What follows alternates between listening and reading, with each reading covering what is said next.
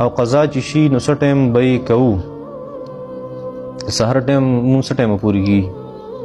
دا ویریبل مسله ده.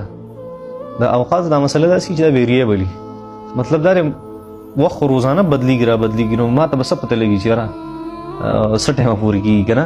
البته نن سبا چې کوم ټایم دی نو 15 منټه د پاسه پورې، نو 7 بجو پورې تقریبا د پاسه 7 بجو پورې 3 منټه د پاسه 4 منټه د پاسه دغه ټایمه پورې مونځ کېږي، 2-3 منټه د پاسه پورې.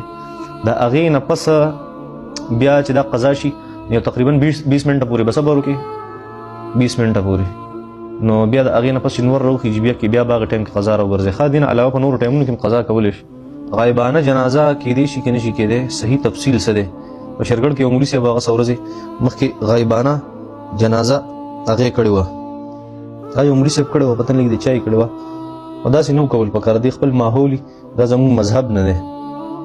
د امام شافعي رحمت الله علیه مذهب صرف دا دی چې یاره غایبانه جنازه هغه درسته، او د هغه دپاره دلیل هغه د نبي علیه صلات وسلام چې نجاشي بادشاه جنازه کړې وه، نو خو د نبي علیه سلام نه 4000 کیلومتره لرې و. نجاشي بادشاه د حبش چې کوم بادشاه و د ایتوپیا، هغه د نبي علیه سلام خصوصیت و، ځکه نبي علیه سلام صاحب کشف و. حضرت جبریل راغی او د خپلې وزرې داسې کړه نبي علیه سلام او صحابو ته کټ ښکارېدو د نجاشي، نو تا ته څه ښکاري؟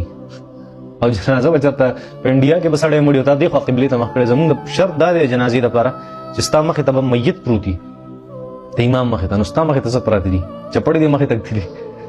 دا د نبي علیه صلات وسلام خصوصیت او دغه د امام شافعي رحمت الله علیه دلیل هم دی. خو ائمه ثلاثه چې کوم امام احمد صاحب دی، امام مالک صاحب دی، زموږ امام ابو حنیفه رحمت الله علیه، نو هغه د جنازه غایبانه جنازه د هغې